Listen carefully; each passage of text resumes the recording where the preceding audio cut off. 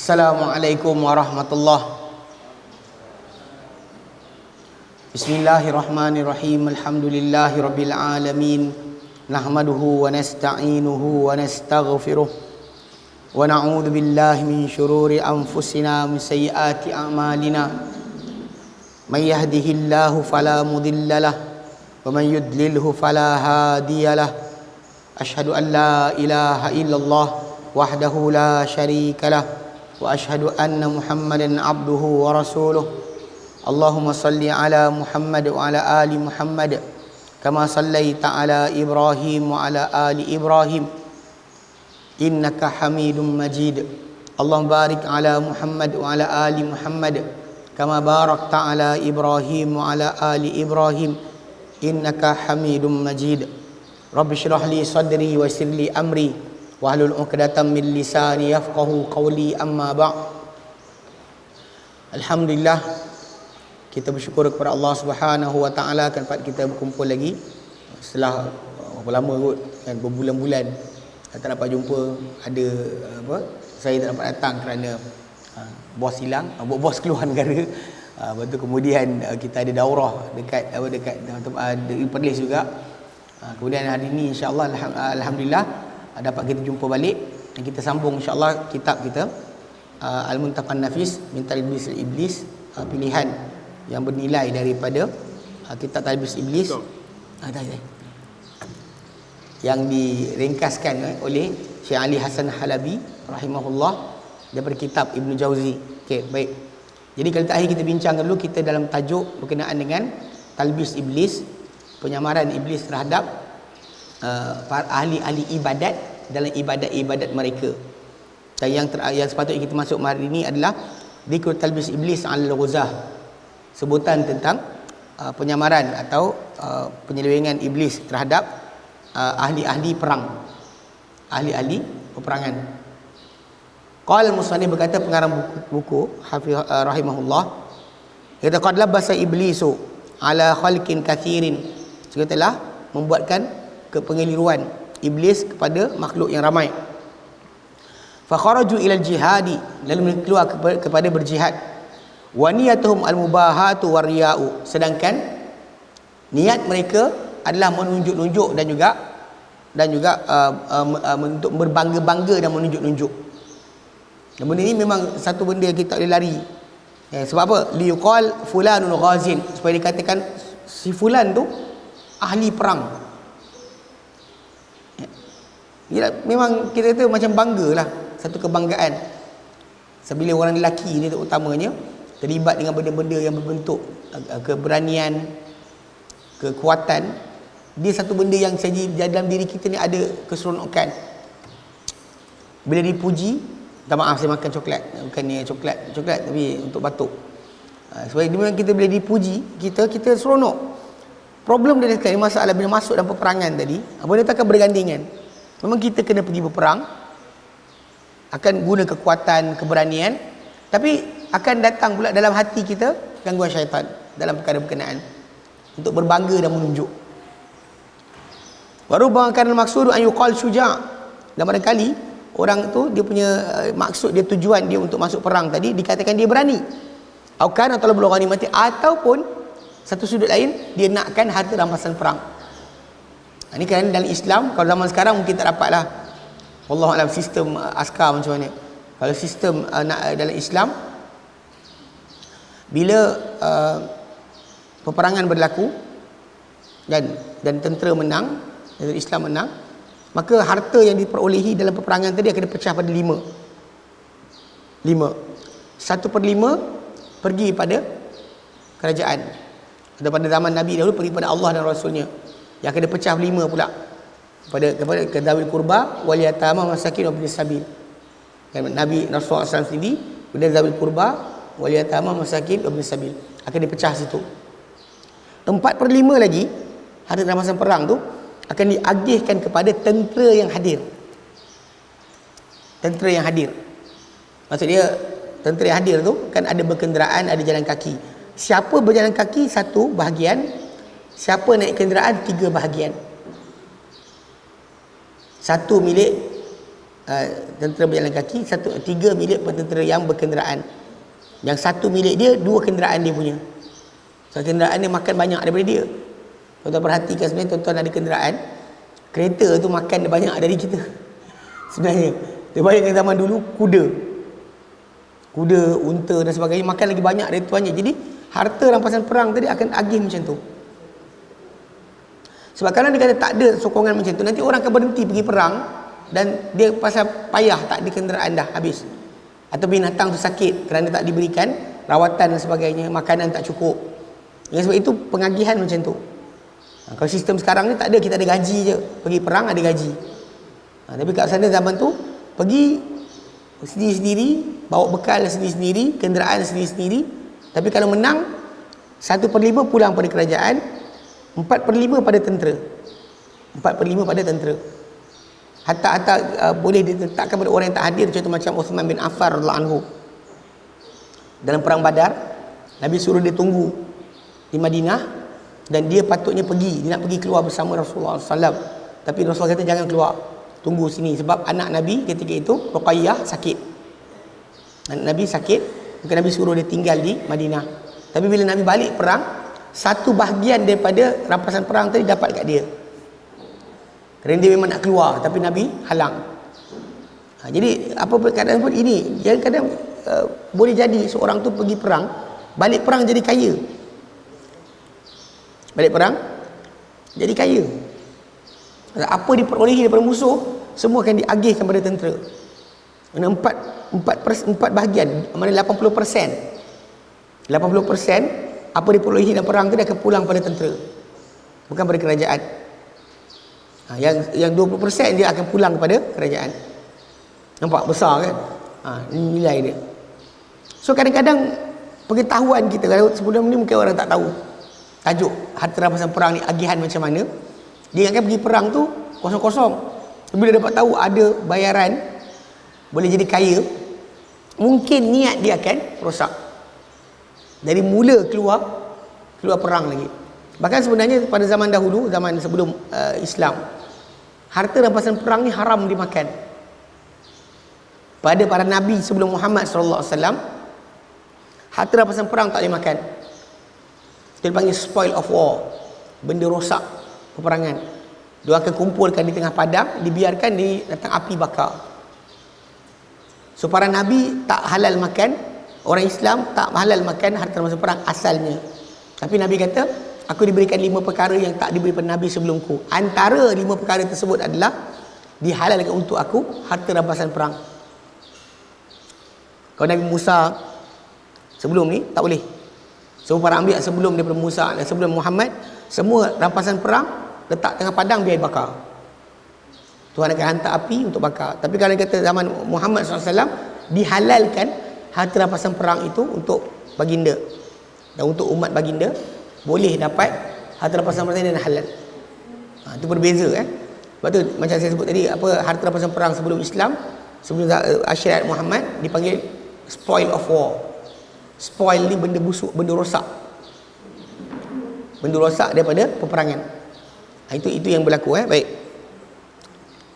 Dia kata wa innamal a'mal binniyat. Dan memang dia kata benda pertama ni bila kalau rosak amal kita, niat kita, maka amal kita pun rosaklah. Kena amalan kira dengan niat. Kalau dia keluar berjihad tadi kerana digelar sebagai pahlawan, untuk digelar sebagai berani, kan?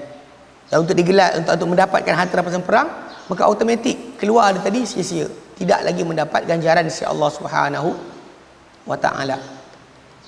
Faham okay. Wa an Abi Musa, daripada Abu Musa Al-Asy'ari, qala, beliau berkata, ja'a rajulun ila an-nabiy sallallahu alaihi wasallam. Dia datang kepada seorang lelaki kepada Nabi sallallahu alaihi wasallam. Dia datang seorang lelaki kepada Nabi sallallahu alaihi wasallam. Faqala, maka dia berkata, ya Rasulullah, wahai Rasulullah, ara'aita ar-rajula yuqatilu syaja'atan. Engkau, apa pendapat engkau? Engkau nampak tak seorang lelaki yang berperang kerana berani, kerana keberanian. Wa yuqatilu hamiyatan, dari berperang kerana semangat, mana kekeluargaan, kaum, demi tanah air, demi negara, demi bangsa. Wa yuqatilu riya'an, riya'an, dan ada berperang kerana riak, menunjuk-nunjuk. Fa ayu dzalika fi sabilillah, maka manakah di antara itu di jalan Allah? Mana perang kerana berani, perang kerana semangat, perang kerana bangsa atau kabilah atau puak, ya? Perang kerana menunjuk-nunjuk. Manakah di antara itu di jalan Allah? Faqala Rasulullah sallallahu alaihi wasallam, maka bersabda Rasulullah sallallahu alaihi wasallam, man qatala litakuna kalimatullahi al-ulya fahuwa fi sabilillah. Barang siapa yang berperang untuk menjadi kalimah Allah itu, ialah yang tertinggi. Mana kalimah Allah menjadi paling tertinggi, untuk perang untuk itu, maka dialah di jalan Allah. Bukan kerana berani, bukan kerana semangat, bukan kerana menunjuk. Kalau pergi, maka tak dapat apa. Letih penat dapat, tapi tak ada ganjaran si Allah Subhanahu wa taala. Akhrajahu fil Bukhari fi sahihain. Bukhari Muslim keluarkan hadis ni dalam dua kitab sahih mereka. Wa an Ibnu Mas'ud radhiyallahu anhu qala, beliau berkata, dan daripada Abdullah Mas'ud radhiyallahu anhu, beliau berkata, iyyakum an taqulu mata fulanun syahida.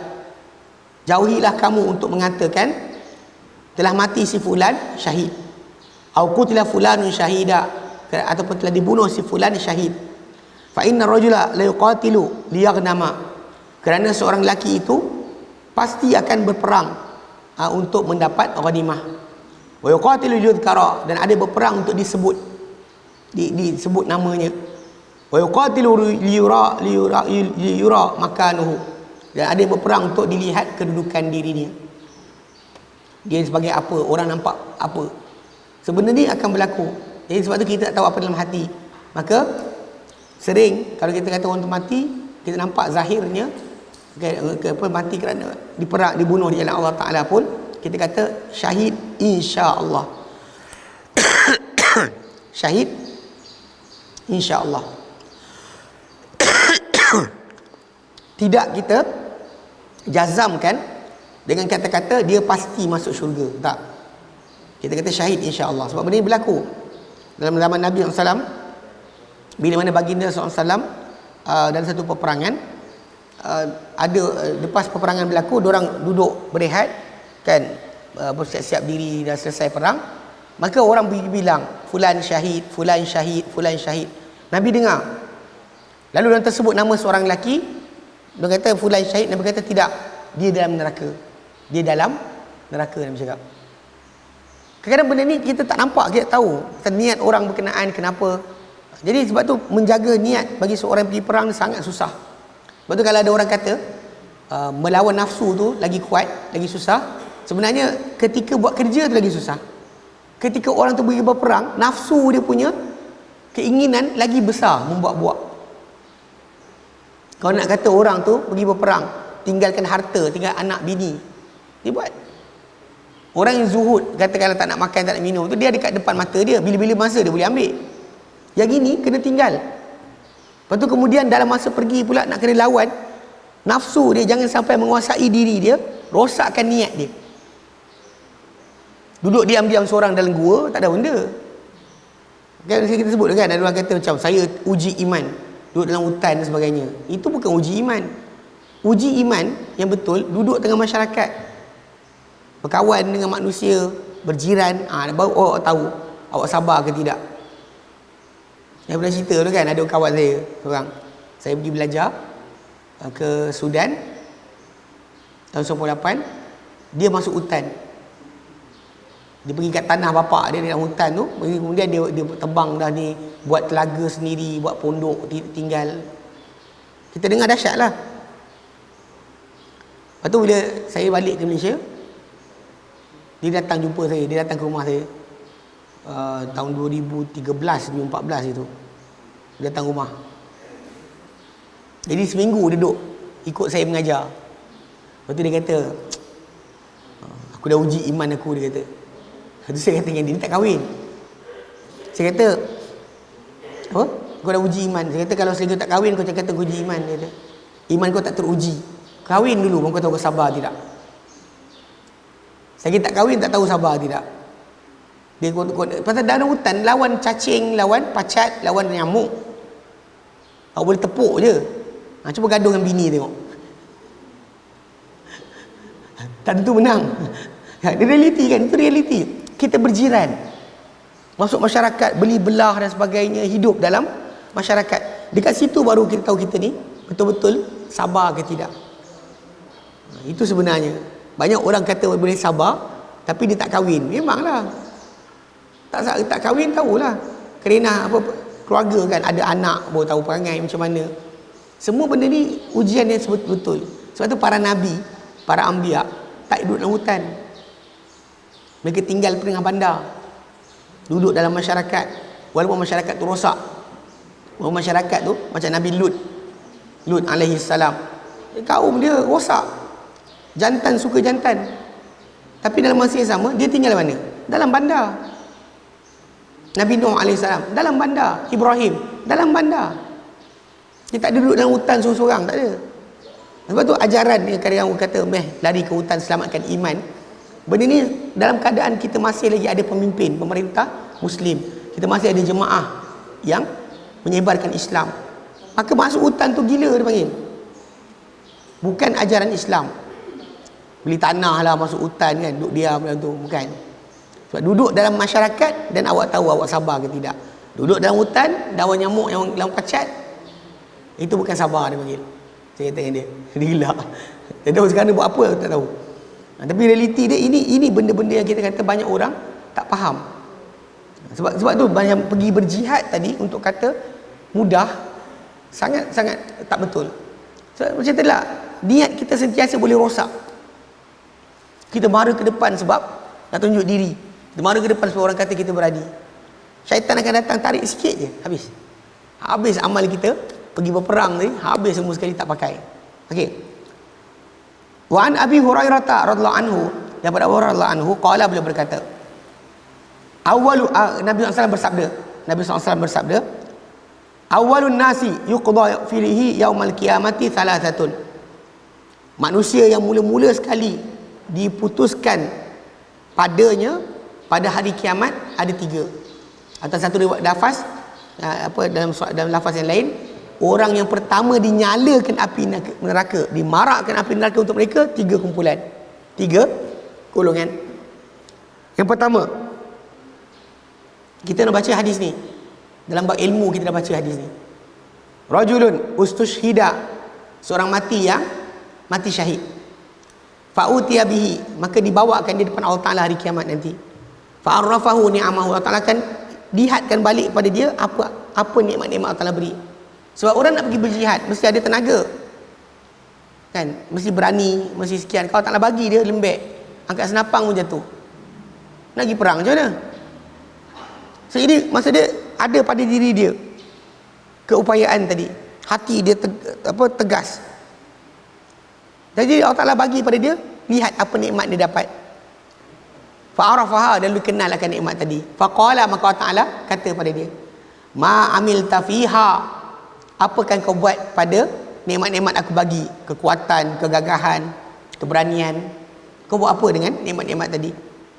Qala, lelaki itu berkata, qataltu fika hatta qutiltu, aku berperang kerana engkau sehingga aku dibunuh. Kata lelaki berkenaan. Qala, Allah Ta'ala jawab, kadzabta, kau bohong. Walakinnaka qatalta, akan tapi kau berperang. Liqala huwa jari, supaya dia kata dia berani. Berani. Faqad qil, maka telah pun dikatakan, orang cakap dah apa kau nak. Engkau perang untuk dikatakan berani, telah dikatakan macam kau nak. Thumma umira bihi, kemudian diperintahkan terhadapnya. Fasuhiba ala wajhi, dan diheret di atas wajahnya, diheret dengan wajahnya ke atas tanah. Hatta ulqiya finnar, sampai masuk dicampak dalam neraka. Ini orang mati syahid. Dia pertama, dia dipersoalkan, kemudian Allah tanya apa pasal dia buat, apa amal dia buat tadi. Niat, kes niat je. Kemudian kedua, rajulun, kumpulan kedua adalah rajulun ta'allama al-ilma wa 'allamahu wa qara'a al-Qur'ana, seorang lelaki yang mempelajari ilmu, mengajarkannya dan membaca Quran. Ini ustaz lah. Nanti dekat ustaz. Fa'ata bihi, maka Allah datang, fa'utiya bihi, didatangkan, dibawakan dia di depan Allah Taala. Fa'arrafahu ni'amahu, maka Allah kenalkan dia balik dengan segala nikmat yang dapat. Okey, untuk belajar, kita kena ada masa. Kena ada otak yang cerdas. Kena ada keuangan. Kalau kita sibuk bekerja, tang bila nak belajar? Akan jadi masalah lah, konflik. Lepas tu kemudian kesihatan, asyik sakit, nak belajar macam mana? Banyak benda menyokong kita untuk belajar. Dorongan keluarga dan sebagainya. Macam ada kawan seorang ikut pada bapak dia nak suruh dia ambil alih perniagaan, tapi ikut pada dia minat mengajar. Dia minat mengajar, tapi kita kata erti kata lain, dia jadi macam konflik. Tapi kalau dia kata orang tu dalam satu keluarga yang bapak dia kata pergi belajar, kan dia happy. Okey, kelapangan untuk pergi belajar tadi nikmat Allah Ta'ala. Otak kita 1+1 faham 2, itu nikmat Allah Ta'ala. Boleh pergi belajar. Kalau kita 1+1 pun tak faham, 1+1 tak faham, kenapa 2? Jenuh lah, nak belajar macam mana? So otak kita boleh berfikir, tenaga kita ada, mata kita cerah, telinga kita mendengar. Semua ini membantu untuk kita belajar. So tak tanya soalan pada orang yang belajar, mengajar dan juga baca Quran, hafal Quran dan bacakan Quran. Lalu faqala, maka Allah Ta'ala kata, ma amilta fiha, apakah yang kau buat padanya, pada nikmat-nikmat aku bagi itu kau buat apa?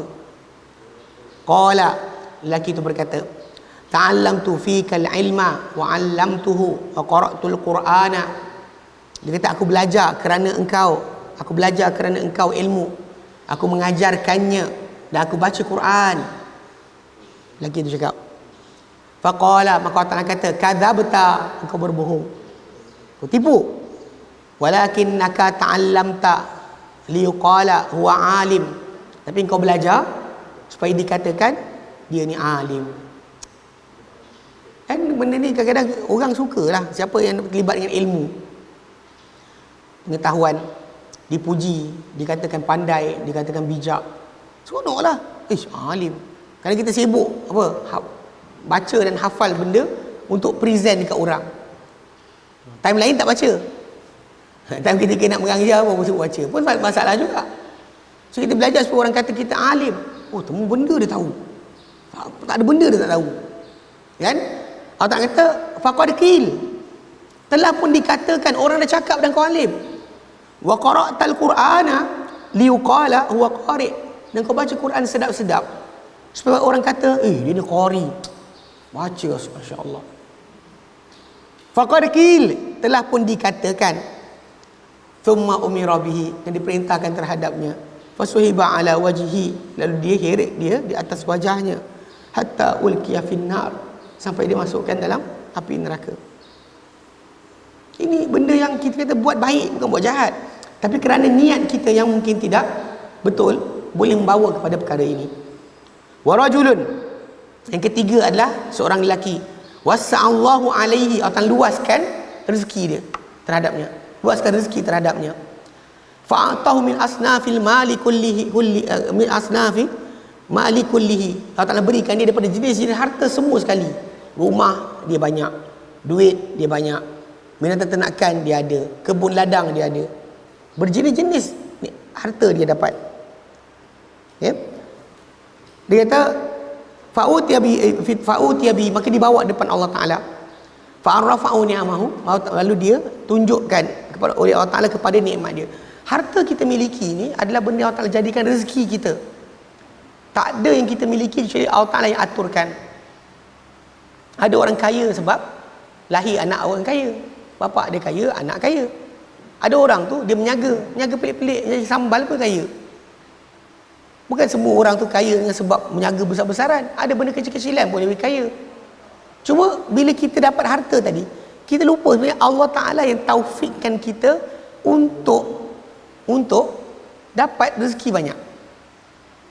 Pasal ada orang kena masak sedap, tapi tak ada orang datang pun. Ada orang masak tak sedap pun, kita pergi restoran tu, ya Allah, ini masakan dia, tapi orang beratur nak masuk. Ini semua ni bukan sebab pelaris, bukan sebab kerana ada kelambu Kaabah dalam dia punya apa? Dia punya cash drawer, bukan. Kelambu Kaabah, tahu kan? Kelambu Kaabah. Okay. Bukan, dia datang sebab Allah Ta'ala bagi. Harta tu datang sebab Allah Ta'ala bagi. Dia Allah Ta'ala ungkit balik hari kiamat nanti. Apa kita menjaga, orang setuju nak jual beli yang kita. Ini semua ni agihan Allah Ta'ala. Lalu dia ditanya, dikenalkan dia nikmat dia, fa'arafaha, dia kenal. Lalu Allah Ta'ala kata, faqala, maka Allah Ta'ala kata, ma amilta fiha, apakah yang kau buat padanya, pada nikmat harta kau bagi banyak tu, kau buat apa? Faqala, maka berkata lelaki berkenaan, ma taraktu min sabilin anta tuhibbuhu an yunfaqa fiha illa anfaqtu fiha laka. Tidak aku tinggalkan sebarang jalan yang engkau ya Allah sukakan ia untuk diinfakkan ke dalamnya harta, kecuali aku pasti infakkan harta padanya kerana engkau. Dia kata aku infak kerana engkau. Maka Allah tak jawab, faqala kadzabta, Allah kata engkau berbohong. Walakinnaka fa'alta, tapi kau buat liuqal, supaya dikatakan huwa jawad, dia sangat dermawan. Dia sangat dermawan. Kadang-kadang orang takut dikata kedekut. Itu masalah juga. Kalau kita bersedekah, jangan kerana ada dalam diri kita bimbang manusia cakap. Tapi benda ni akan berlaku lah. Syaitan akan tarik kita lupa. Kalau kita sedar harta kita milik Allah Ta'ala, kita bagi ni pun Allah Ta'ala yang agihkan. Kita tengok orang, kita kesian. Ada orang, kita tengok orang, kita menyampah. Macam mana kita boleh bagi ke sini, bagi ke sini? Semua tu adalah agihan Allah Ta'ala letak pada dalam diri kita. Mana ke mana kita nak sadulkan, Allah yang jadikan. Barulah kita sedar, kita rasa nak bersedekah ke tidak tu, Allah yang bagi, Allah yang atur. Saya pernah cerita kot, kadang-kadang kita duk simpan duit nak jual, nak sedekah kat orang. Bulan-bulan biasa ni, kadang-kadang kita macam berat pun ada. Saya pernah cerita tu, saya kata apa, dekat belah area rumah saya tu ada seorang abang ni, kita akan jumpa, bang lapar, kita pun bayar makanan dia. Bang tak makan lagi. Okey. Satu hari Ramadan kan, dia bertembung depan kedai. Saya simpan duit dalam poket, saya nak bagi dia duit. Saya bertembung dengan dia bulan Ramadan, dia tak minta saya duit. Dia je tahu pasal dalam orang meminta dengan bagi orang tak minta tu lain. Orang yang minta tu kadang dia boleh mengganggu perasaan kita. Bang, kita macam, kau ni jumpa aku je minta duit. Kadang kita dalam hati kita keluar macam tu. Tapi satu hari Ramadan, kita tahu dalam bulan Ramadan rezeki kita banyak, Allah bagi kita gandakan pahala. So kita bawa duit lebih sikit dalam poket nak bagi dia. Tunggu dia minta. Dia tak minta. Dia tak minta. Dia pergi, bang, selamat berpuasa, dia belah. Bulan Ramadan. Kalau time lain, bang lapar lah bang, bang tak makan lagi lah bang. Serius.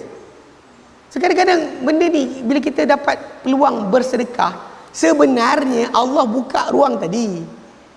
Kalau orang kadang-kadang tak jejak kaki kat dalam masyarakat, kereta dia daripada rumah masuk kereta sampai office, naik lift sampai dekat office dia, turun balik, mana ada orang jumpa minta sedekah, jumpa dia mana jumpa.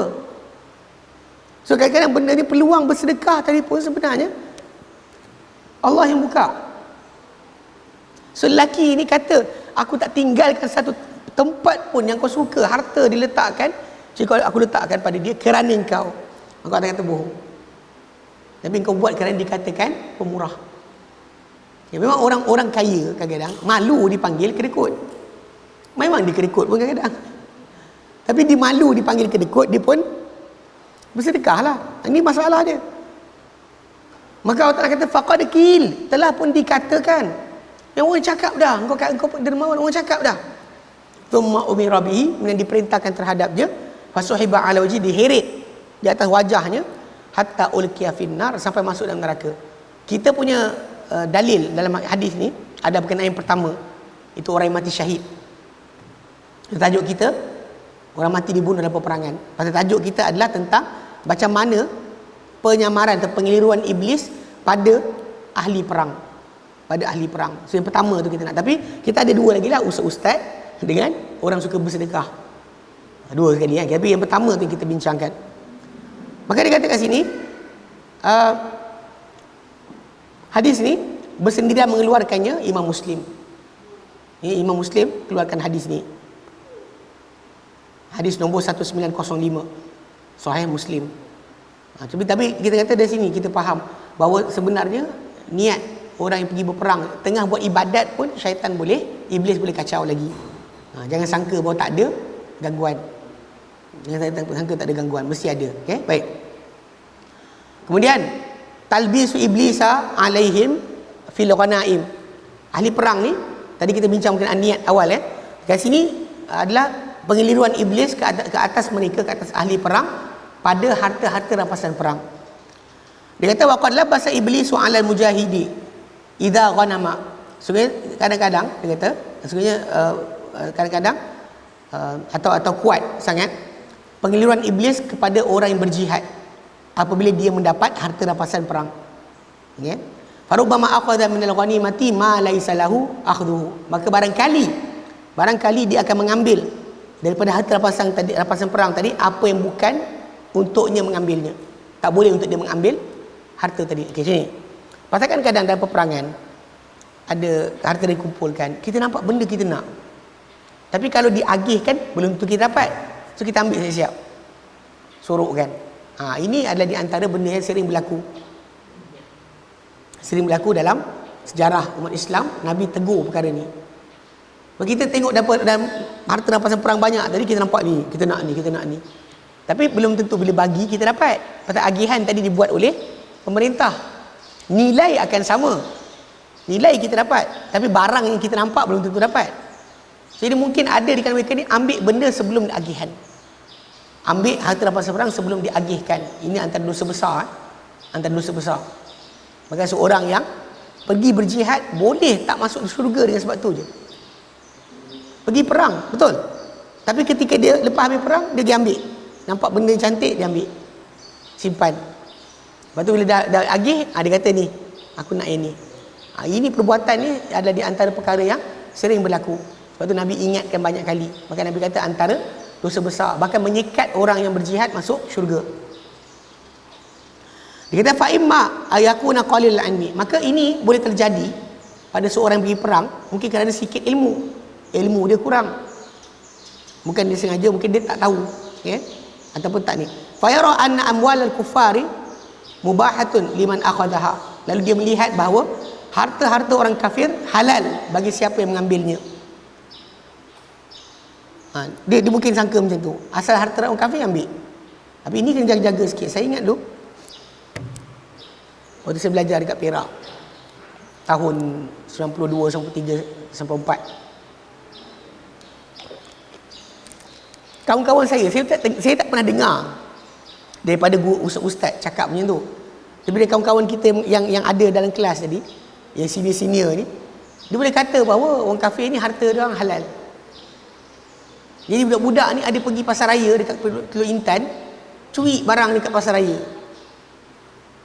Ada yang sampai ambil ayam Krishna, nama jiran kami, orang bukan Islam, yang duduk depan tepi jalan dekat dengan sekolah. Dia ambilnya ayam orang tu. Jadi orang tu pun datanglah jumpa ustaz. Ustaz, ayam hilang. Berpelam kawan tu banyak. Dipanjatnya, ambil. Ini benda ni kadang-kadang pelik. Sebab kadang kita faham bila orang kafir tadi bukan dalam peperangan, dia penduduk Malaysia yang beri kataan setia pada pemerintah Islam di Malaysia, tak boleh awak ambil harta mereka. Pelancong asing datang Malaysia yang buat minta dah dapat perjanjian boleh masuk Malaysia, dibenarkan oleh kerajaan masuk Malaysia, tak boleh kita ambil harta mereka, tak boleh kita ganggu mereka. Salah. Tapi tak tahulah, mungkin kurang ilmu pun dia pergi ambil suka hati dia. Dalam kes perang tadi pun macam tu. Kalau ada perang sekalipun bukan macam tu dia pergi ambil. Bahkan kena dikumpulkan, baru diagihkan. Dikumpul sekali harta-harta yang didapati dalam peperangan tadi, baru diagihkan. Ini diambil sendiri siap-siap, tak boleh. Masa dia rasakan benda tu boleh. Wala yatri anal ghulula maksiatun. Dan dia tak sedar, dia tak tahu bahawa perbuatan mencuri harta rampasan perang adalah maksiat. Dia tak sedar, dia ingatkan boleh.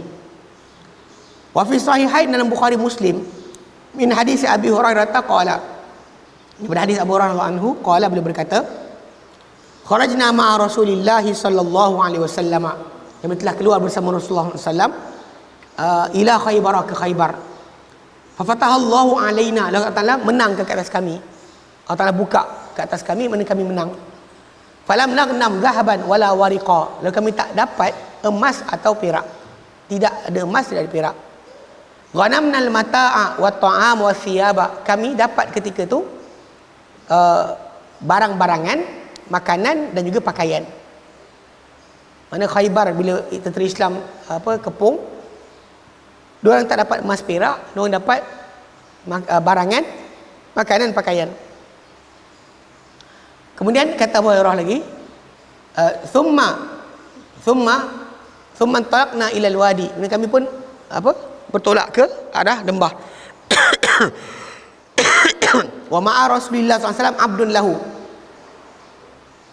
dan bersama Rasulullah SAW ketika itu ada hamba yang pemilik baginda. Falamma nazalna, lalu bila kami turun singgah di tempat lembah berkenaan, qama abdu Rasulillah SAW yahulluhu, lalu hamba Rasulullah SAW ketika itu mula buka kan dia punya pelana binatang kan, nak ni. Farumiya bisahmin, entah siapa datang tembak panah hamba tersebut, mati. Fakana fihi hatfu, maka matilah dia. Tak tahu siapa buat, tapi panah tu kena kat dia, dia mati. Ya. Falamma qulna lahu, lalu bila kami kata, hani'an lahu syahadata ya Rasulullah, tahniah untuk dia ni mati syahid wahai Rasulullah.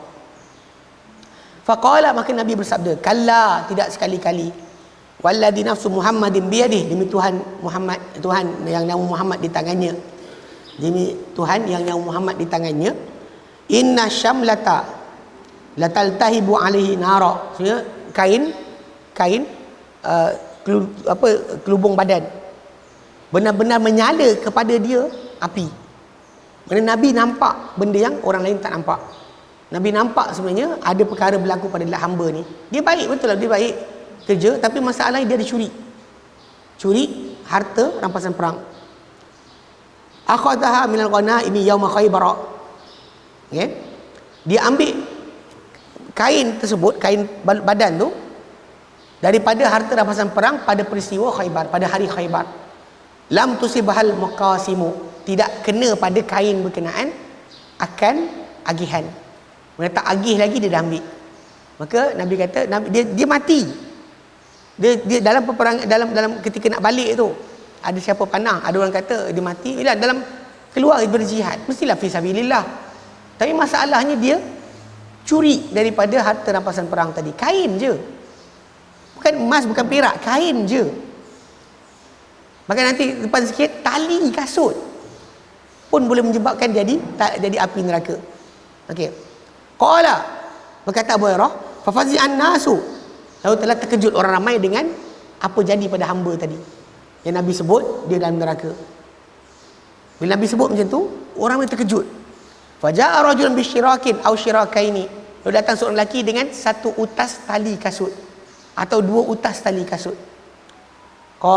Faqala, maka dia kata, asabtuhu yauma Khaybar, aku dapat benda ni pada peristiwa Khaybar. Ini bersama aku dapat peristiwa Khaybar. Faqala Rasulullah sallallahu alaihi wasallam, maka Rasulullah SAW bersabda, syirakum min narin atau syirakani min nar, ini seutas tali kasut dari api atau dua utas tali kasut dari api. Kalau tuan-tuan fikir balik, apa nilai sangat tali kasut? Apa sangat nilai tali kasut tadi? Diorang tak dapat emas perak. Kalau emas perak kita nampaklah nilai. Ini tali kasut, dia ambil sebelum agihan, menyebabkan ini menjadi masalah. Jadi kadang-kadang ialah dalam keadaan peperangan tadi, mungkin ada yang kurang ilmu dan sebagainya. Kita tak pelik bab kurang ilmu ni, yang berlaku pada masyarakat Islam kita. Atas sekarang ni pun bab ilmu tentang solat berjemaah pun masih jahil. Banyak lagi orang Solat berjemaah pun tak tahu nak tegur imam macam mana. Imam pula kalau tersilap nak buat apa. Dia pernah abang ipar saya cerita. Dia imam ni solat tarawih. Tapi dia kata meninggal lah, orang tak ampunkan. Okay. Dekat rumah, dekat area rumah dia lah, dekat area Bantan Kali tu, Uluyam Bantan Kali. Diorang pergi solat lah dekat satu surau ni, solat qiyam Ramadan. Jadi imam ni terbangun rakaat ketiga, patutnya 2 je, dia bangun ketiga. Sebelum bangun ketiga, orang ramai sebut subhanallah, masih duduk. Dia tegak, tak nak turun. Dia tegak je. Yang makmum-makmum ni subhanallah, tak bangun, tak ikut dia. Tahu apa jadi? Lama kan? Dia sekali pusing.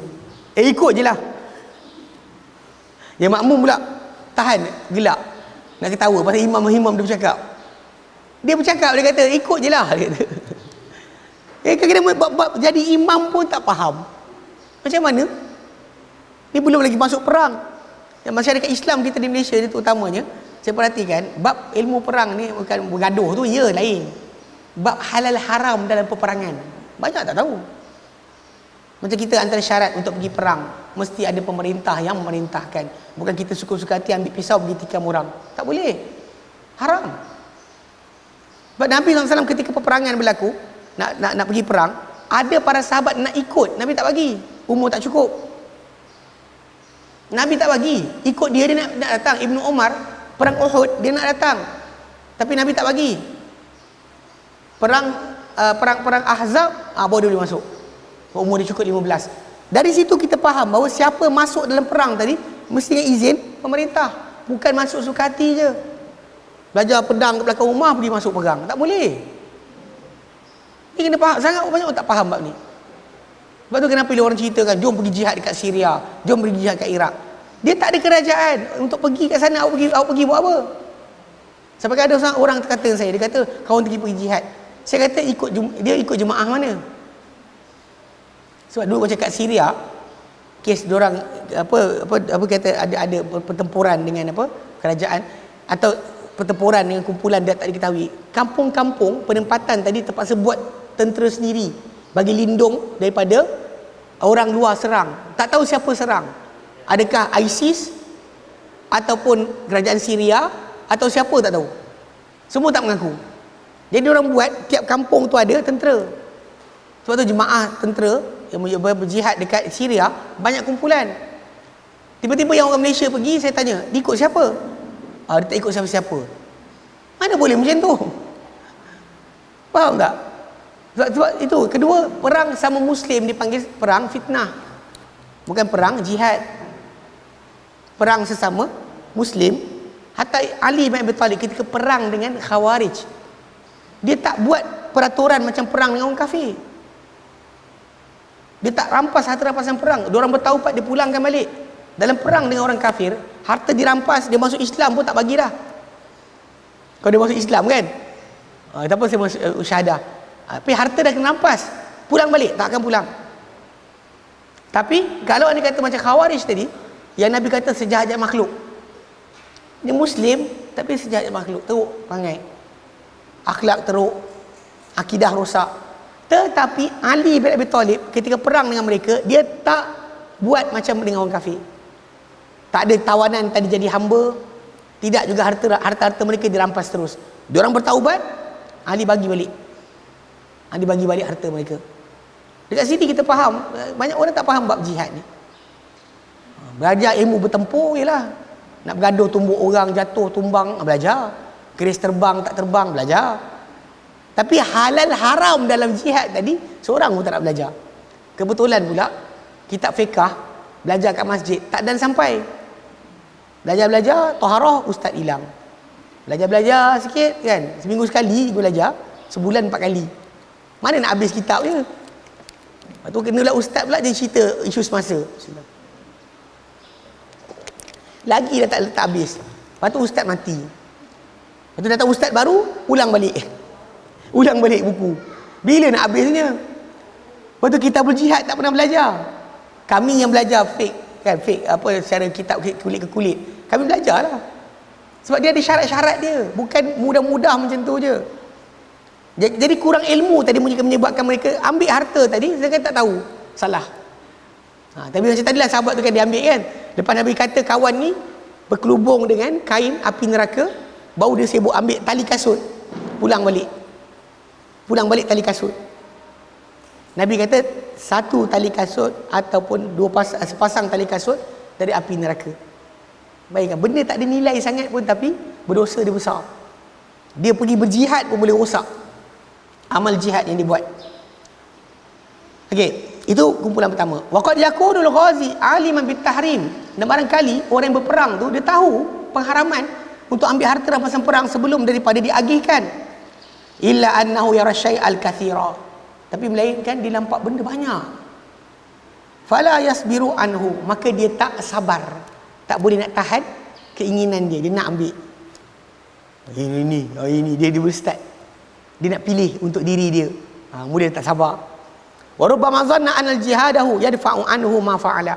Dan barangkali dia menyangka jihad dia tadi boleh mempertahankan dia daripada perbuatan salah dia. Kerana berjihad Allah ampunkan. Itu sangkaan. Sedangkan ini satu benda, awak buat kewajipan satu benda, dosa benda lain. Jangan sangka bahawa dengan kebaikan yang kita buat, dosa semua terhapus. Kadang-kadang ada dosa yang kita tak sangka, sangkut. Macam ni, sangkut. Dosa kecil. Di mata mereka, di sisi Allah Ta'ala adalah besar. Sebab salah seorang buat, dia akan merebak. Semua perangai tadi, apa jadi? Dan sekali, barangkali mereka bergaduh sama sendiri sebab nak merebut harta-harta yang mereka suka. Rosaklah kesatuan umat Islam. Dia macam ni, macam Jumaat. Tuan-tuan perasan tak Jumaat? Antara larangan Jumaat adalah orang yang datang hadir khutbah Jumaat, jangan bercakap pada kawan sekalipun untuk kata diam. Jangan cakap diam pun. Pada kawan kita bercakap-cakap kan, dia main telefon ke, main telefon.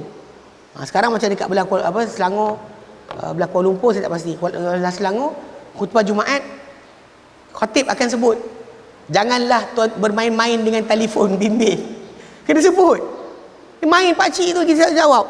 Tengah khutbah ni, kejap-kejap. Nanti habis solat kan kita jumpa. Mana boleh macam tu? Belum lagi tengok video, kartun main, kucing main piano. Tengah imam khutbah, khatib tengah khutbah dia main tengok video. TikTok lah apa benda kan. Silap ada perempuan nari-nari. Imam khatib tengah khutbah dia tengok benda. Jadi realiti dia salah. Tapi tengok Islam halang agar tidak berlaku pertelingkahan. Pasal ada orang buat salah, dia tahu salah tapi bila kena tegur dia mengamuk. Contoh macam orang hisap rokok dekat restoran. Dia hisap rokok, nampak ada lambang kata dilarang merokok. Lepas tu pula orang ramai nak makan makanan, nak makan nasi goreng, bau nasi goreng, bukan bau rokok. Ni dia hisap rokok, dia puff begitu. Lepas tu kena tegur mengamuk. Dia buat salah dia mengamuk. Dia masalah dia lah, jumpa dengan orang yang lembut tak apalah, jumpa dengan orang bergaduh, saya cakap. Kalau dia buat nak melawan pula kan, tegur. Saya ingat sekali kot, waktu tu kami satu family balik daripada Langkawi, tak makan apa kat sana, balik-balik tu kita orang macam lapar nak makan kedai. Singgah-singgah dalam perjalanan nak balik ke Sungai Petani, satu restoran kat Lustar kot, tak silap. Kita duduk macam ni, adik ipar saya ketika tu mengandung. Dia pakcik tu duduk situ. Hisap. Lepas tu dia letak bawah meja. Lepas tu dia hisap. Saya kata, tuan, minta maaf. Ni asap datang sini. Okey. Hisap lagi. Dia kata macam, la ilaha illallah syarikalah. Kenapa? Tahu dah salah, kenapa? Tapi kadang-kadang bila kita tegur, ada orang marah kan, macam dalam video. Pakcik gila, dia datang, dia marah budak. Budak tu kata tak boleh rokok. Dia marah. Itu budak-budak boleh buat lah. Kalau kena dengan orang yang baran juga, silap gaduh lah situ. Bayangkan dalam Jumaat, kawan tu bercakap, seorang tegur, yang ni kata, sibuk lah. Agak-agak apa jadi? Merebak nanti. Siap bergaduh, bertekak. Kau cakap tak apa. Habis. Imam tengah khutbah, rosak. Macam tu dalam kes perang tadi. Seorang curi, yang ni kata, tak apa ke? Tak apa. Yang tu kan, last sekali, apa jadi? Kadang-kadang Islam kadang berikan kita satu hukum bagi menyekat kerosakan lagi besar. Kita tak nampak dengan mata kita, tapi dia akan jadi. Bila berlaku tu baru kita cakap, kan. Tegur tu saja pun kadang-kadang dah masalah. Macam tu kata seorang buat dia akan berebak pada yang lain. Betul, Allah Taala letakkan dia sebagai dosa besar. Okey. Wa hauna yatabayyanu atharul iman wal ilm. Dan di sinilah ketika mana ujian dugaan dengan apa harta rampasan perang yang nampak tadi yang kita nak akan datang kat sini kesan iman dan ilmu. Orang yang ada iman, ada ilmu, dia akan terhalang daripada buat benda yang dilarang. Orang yang tak ada, kurang iman atau iman dia lemah atau tak ada ilmu, dia akan buat. Di sini kita jelas kedudukan dia. Baik. Kemudian seterusnya, orang berjihad dah habis. Kita sambungan Dzikru talbisihi 'alal amirina bil ma'ruf wan nahina 'anil munkari. Sebutan tentang pengeliruan iblis kepada orang yang menyuruh kebaikan, menyuruh perkara ma'ruf, menegah perkara mungkar. Okey. Amar ma'ruf nahi mungkar ni memang antara sifat dan ciri-ciri umat Islam. Allah Taala sebutkan kuntum khairu ummatin ukhrijat linnas. Kamu adalah sebaik-baik umat dikeluarkan untuk manusia. Ta'muruna bil ma'ruf wa tanhauna 'anil munkar. Sifat kita umat terbaik ni adalah kerana kita menyuruh kebaikan, menegah kemungkaran. Itu ciri kita yang memang tak ada pada bangsa lain. Jadi umat Islam ni sebenarnya umat yang kalau orang kata apa? Busybody. Busybody tau. Jiran kita punya anak keluar kan. Apa berdating jalan, kita tegur. Anak orang gini rosakkan barang orang, kita tegur. Kadang-kadang orang kata, sibuk hal orang buat apa? Problem ni kita ni umat itu umat kita. Umat Islam ni umat amar ma'ruf nahi mungkar. Orang kadang tak suka bila orang tegur. Pakcik, anak pakcik tu asyik keluar, kahwinkan dia terus. Jangan bagi dia berdating-dating macam tu, naik motor sama-sama. Awak sibuk buat apa? Jaga anak awak, yang jaga anak saya. Faham tak? Kadang-kadang anak kita buat bising, anak tu buat bising dalam masjid. Kan lompat-lompat kan, tengok orang tengah solat. Dia dah tegur, solat. Lepas solat datang, awak tadi marah anak saya ke? Tak, kita solat je, bukan jentik pun. Nak tengok jentik boleh jentik pun. Masalahnya tak boleh tegur. Kalau kita sebagai umat Islam ni, bila ada orang tegur anak kita, kita patut terima kasih kerana ada orang sekat dia daripada melampaui batasan. Wallahu alam, saya punya keluarga ni kita lahir daripada zaman berbeza. Mungkin yang mana yang berumur belah kiri saya faham tajuk ni. Saya dari keluarga bapa saya tak pernah menangkan kalau dia kata orang mengadu. Ada orang datang mengadu, Pak Imam, anak Pak Imam buat macam ni. Dia takkan melawan, dia takkan cakap anak saya kan. Dia takkan menangkan anak dia depan orang. Depan orang tu balik kena sebat dah.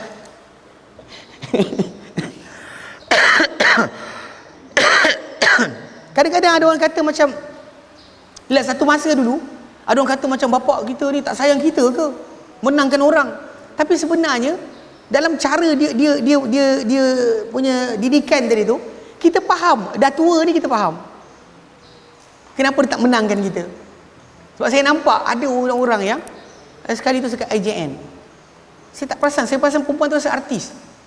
Anak perempuan dia macam ni, ada makcik tu bertengah mengemok lantai. Rasa saya budak tu melintas ke makcik ni tegur. Budak ni pergi ngadu kat mak dia. Mak dia datang marah makcik tu. Pada anak tu datang mungkin licin, takut jatuh kan, dia tegur lah, bukan pukul. Lepas tu sambil lintas tu saya berhenti. Saya dengar dia nak marah akak cleaner tu kan. Saya berhenti, saya tunggu. Rupanya dia marah makcik tu pasal tegur anak dia. Ni masalah dia. Saya ingat tahun lepas pun jadi kes. Ada kes yang lebih kurang lah. Dalam youth camp kan, kita youth camp kan. Ada budak-budak perempuan ni macam apa suka begini lagi tu kan. Saya panggil orang. Saya kata, siap. Saya kata awak berdua ni perempuan. Saya kata, patutnya jangan akhlak macam ni, jangan suka macam ni. Tak boleh, jaga diri, jangan terlampau menunjuk-nunjuk diri. Kan tayang-tayang lah, buat gedik-gedik lah, kalau istilah apa. Orang utara gedik betul, gedik. Kita lo gedik kan. Dia macam tak boleh nak kawal perangai. Saya kata, saya nasihat. Lepas habis camp ada orang marah. Datang tapi dia tak cakap saya. Dia tuduh ustaz lain. Ustaz lain kena. Dia kata ustaz ni marah anak dia. Saya kata datang sini marah saya. Datang cakap dengan saya. Kita tegur bagi tahu pasal benda ni, nasihat yang mungkin dia tak pernah dengar. Bagi dia kan pasal duduk luar negara, membesar dekat luar negara, semua benda aci. Mak dia tak pernah larang, mak saya tak pernah marah saya. Ini bukan cara dia. Dalam Islam memang kita ni umat, saya ulang balik, busybody. Orang kata sibuk hal orang. Bukan kita sengaja nak sibuk, tapi itu identiti kita. Allah Ta'ala kata kuntum khairu ummatin, ayat 110 surah Al-Imran.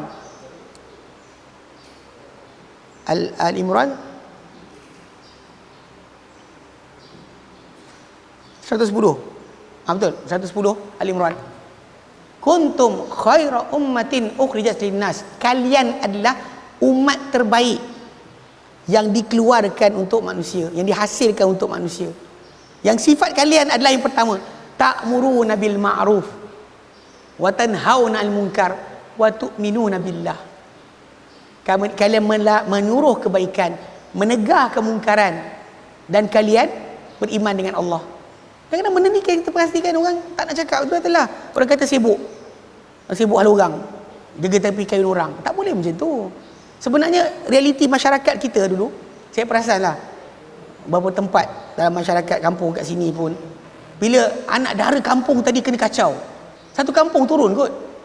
Orang nak masuk kampung tu kacau-kacau anak dara dengan kampung tadi, tak siapa berani. Satu kampung akan jaga. Sebab anak kita anak orang anak kita. Tapi benda dah hilang. Sampai tu peringkat tu, anak baik sangat, kena tegur, tak ada apa-apa. Tak luak apa badan kita. Kalau orang bagi tahu, mungkin dia salah faham, kita kata terima kasih sebab tegur. Betul lah. Ini masa tadi lah saya katakan, dia marah orang, tegur anak dia. Kita bukan tegur, benda baik. Dan ketika tegur tu, kita tak cakap depan orang ramai. Kepada dua orang tu saya cakap macam ni, awak dua orang perempuan, saya kata dalam Islam bukan macam ni cara dia. Kan lompat-lompat lah, kacau orang lah, gedik-gedik kan, tak boleh, tak elok, saya kata kan. Tapi lepas tu kena marah bila saya tegur. Dia orang mengadu dekat dalam apa ni, kata ustaz lain marah. Kalau cakap saya kata jumpalah, mana boleh macam tu. Pasal benda ni, ini sifat kita. Bukan menjaga tepi kain orang, tapi memang kita memang macam tu. Pasal kita bukan masuk syurga seorang-seorang. Kalau kita nak masuk syurga, kan boleh dengan semua kawan-kawan kita yang kita kenal. Hari akhirat nanti, kalau kita tak dapat syafaat Rasulullah SAW, mungkin saudara-saudara kita ni akan tarik kita. Yang akan merayu kepada Allah Ta'ala, kata pada kita, pada Allah, ya Allah, kami dulu ada orang yang solat bersama kami, puasa bersama kami, macam sekarang ni kita dah betul belajar ilmu bersama kami. Benda-benda ni akan datang, kita tak tahu. Saya bayangkan kita punya hubungan dengan mereka buruk, tak teringat nanti kat akhirat nanti, dia tak ingat kita macam mana. Kadang benda ni, benda yang kadang-kadang kita lupa. Teguran tadi adalah baik, membaiki akan diri kita. Memang kadang-kadang terasa hati orang cakap, tapi benda tu adalah teguran yang baik. Jadikan ia sebagai pembaikan diri. Itu macam patut. Pasal amar ma'ruf nahi munkar ni adalah ibadat. Ini adalah ibadat. Bahkan dikira sedekah. Kalau kita suruh orang sedekah. Saya ingat sekali kot. Ada dekat satu tempat, Kuartus Guru, Kampung Jawa. Azan berkumandang, budak main bola depan bangunan, tiba sepak bola kat dinding. Tengah main ni kan. Saya panggil. Saya kata, Muslim yang solat. Orang itu tak cakap rupanya. Saya ingatkan mungkinlah takut dia orang marah. Tapi solat. Budak datang solat. Muslim, soalan Muslim kan? Solat. Yang solat. Kadang-kadang kita tak cakap, budak-budak ni kadang dia tengok kita. Kita panggil dia ke tidak. Kita biarkan diam, dia anggap tak salah. Atau dia anggap kita takut nak tegur dia. Ini benda yang sangat penting. Kita yang dewasa ni, yang berumur ni, patut tegur mereka. Kalau mereka silap, jangan biarkan. Cakap ini salah, ini tak betul. Atau sama kita pun, dia cakap benda salah, tak betul. Mungkin tak nak tegur depan-depan, tarik ke tepi, mejap. Ke tepi, cakap benda ni baik-baik. Yang pentingnya, perbuatan amar ma'ruf nahi munkar tu kena buat. dia bukan benda yang ditinggalkan. Tapi dalam masalah ni masih lagi syaitan akan datang kacau kita. Dia kata wahum kismani, dan orang yang amar ma'ruf nahi munkar ni ada dua kumpulan. Alimun wa jahilun, ada yang alim, ada yang jahil. Itu confirm lah. Ada orang marah orang benda-benda tak salah, dia marah. Pun dia juga alim atau jahil. Okay. Fadukhulu iblisa 'alal alimi min tariqain, maka masuk iblis pada orang yang menyuruh kebaikan, menegah kemungkaran, yang alim, dia tahu hukum hakam, daripada dua jalan. At-tariqul awwalu, jalan pertama adalah at-tazayyunu bidzalika, mana dia jadikan orang tu berhias diri dia dengan sifat tadi. Wa talabudz dzikri, dan inginkan supaya disebut-sebut, menuntut akan sebutan orang tentang diri dia. Supaya orang kata dia ni jangan main amar ma'ruf nahi munkar, bagi singa aswaja. Singa, kadang-kadang orang suka gelaran singa tadi, bukan apa, bukan seronok dipanggil. Wal ujbu bidzalikal fi'li, dan rasa takjub dengan perbuatan berkenaan. Dia rasakan diri dia lagi baik dari orang lain dengan sebab perbuatan berkenaan. Dia alim, tapi dia akan terasa sedemikian. Ruwina bi isnadin an Ahmad bin Abi Hawari. Kami, Imam Ibn Jauzi kata, kami telah diceritakan kepada kami, diriwayat kepada kami dengan sanad daripada Ahmad bin Abi Al-Hawari. Qala, beliau berkata, sami'tu Abu Salman, aku dengar Abu Salman berkata, sami'tu Abu Ja'far Al-Mansur yabki, aku dengar Abu Ja'far Al-Mansur yabki. Ni khalifah, salah seorang khalifah Bani Abbasiyah. Jadi seorang tu sebut tentang dia dengar khalifah tu yabki fi khutbatihi yaumul jumu'ati, menangis pada dalam khutbahnya pada hari Jumaat. Fastaqbalani al-ghadabu wa hadarati niyatun an aquma.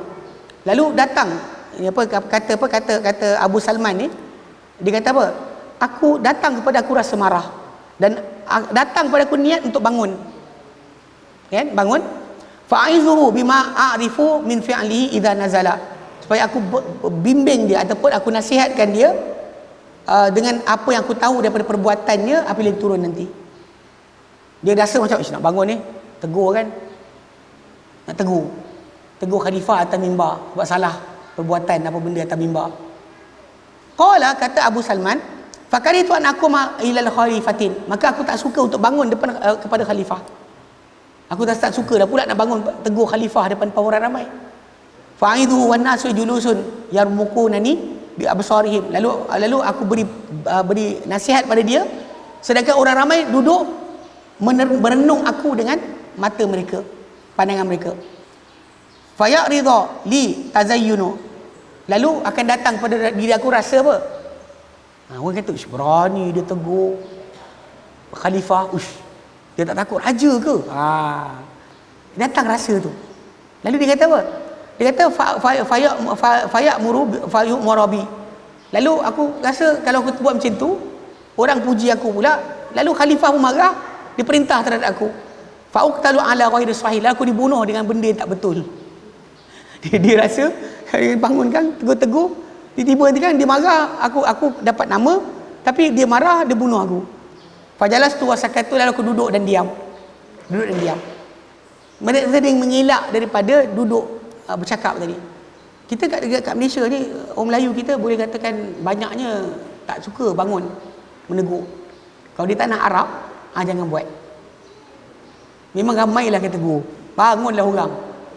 Saya ingat contoh dia macam apa tahu? Macam ketika solat, bila imam salah baca. Di Malaysia senyap, salah baca senyap, tak ada bunyi pembetulan. Di tanah Arab jangan buat. Kita salah baca tu, satu soft tegur, bergema masjid. Salah baca tu, satu soft akan tegur kita. Jadi macam boleh baca lagi tidak? Macam tu sekali. Bahkan sana orang-orang tua dekat belah Yaman contohnya kan. Contoh dekat ni, dia orang bila tak kerja, dia duduk dalam masjid baca Quran. Lepas subuh dia baca Quran sampai dalam pukul 7 itu. Lepas tu keluar makan pagi sebagainya. Tu masuk balik baca Quran sampai Zuhur. Kemudian Zuhur balik makan tengah hari, rehat. Asar kan datang baca Quran sampai maghrib. Jadi bila dia baca Quran kerap, walaupun dia tak hafal Quran, orang tu baca salah dia tahu. Jadi bila teguran tu, saya ulang, bukan seorang tegur, satu soft bergema masjid dengan teguran teguran orang betulkan imam. Malaysia salah macam mana pun senyap habis. Kan? Pasal kadang orang kita betul lah, ada saya faham, ada orang kita tak nak ke depan. Saya ingat sekali kot dekat masjid, dekat Al-Ustar, ada program apa dia saya temankan Pak Mentua. Lepas tu kemudian imam tu baca Quran surah Isra, dia pusing-pusing tak lepas-lepas. Macam masuk runabout tak boleh keluar. Dia ulang ni. Tapi saya bukan belakang imam. Saya soft depan, tapi saya belah bucu ujung. Tengah-tengah sikit, tak ada belakang imam. Yang belakang tak tegur-tegur, imam tu pusing. Dia baca tak lepas-lepas. Saya tahu ayat tu, saya tegur dah daripada jauh. Tegur jauh, imam tu dapat betulkan jalan bacaan dia. Dia dapat baca habis, alhamdulillah. Lepas solat Pak Imam kata, wah ada orang tegur pada menantu dia. Dia kadang-kadang berlaku. Kita jauh, yang patut tegur belakang imam. Awak duduk belakang imam tu ada kerja, tahu tak?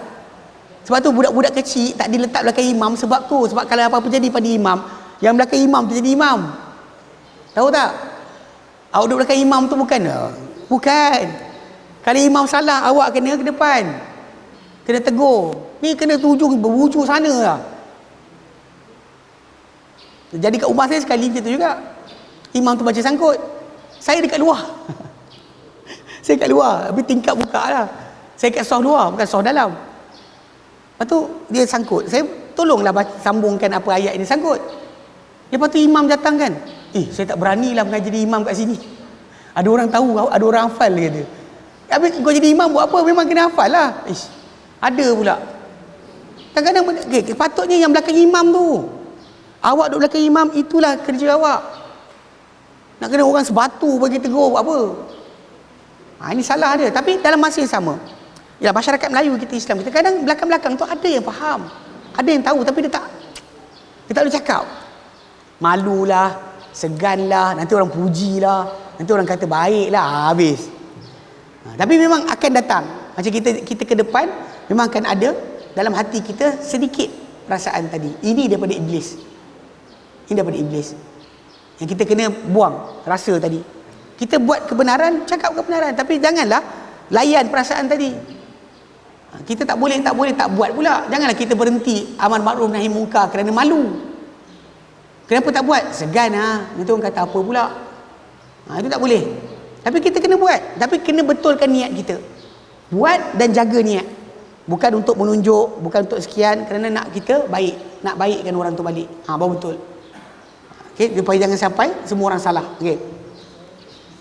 Jalan kedua ni bagi orang alim amar ma'ruf nahi munkar tapi orang alim. Jalan kedua, al-ghadabu lin-nafs, marah kerana diri dia. Okey, marah. Warubama kana ibtidaan, dan barangkali dia daripada permulaan lagi dia tak suka. Bila orang salah dia tak suka. Dia garang. Garang bila orang buat salah aja dia garang. Warubama arada fi halatil amiri bil ma'ruf, dan barangkali melintang pada keadaan memerintah dengan kebaikan. Contoh macam kita nak suruh orang tu buat baik, orang tu melawan. Siaplah. Kita mungkin marah.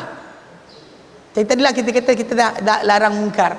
Kita kata, pakcik, boleh tak padamkan rokok? Apa pasal? Apa pasal kita mula macam, apa pasal pakcik ni yang kena kan?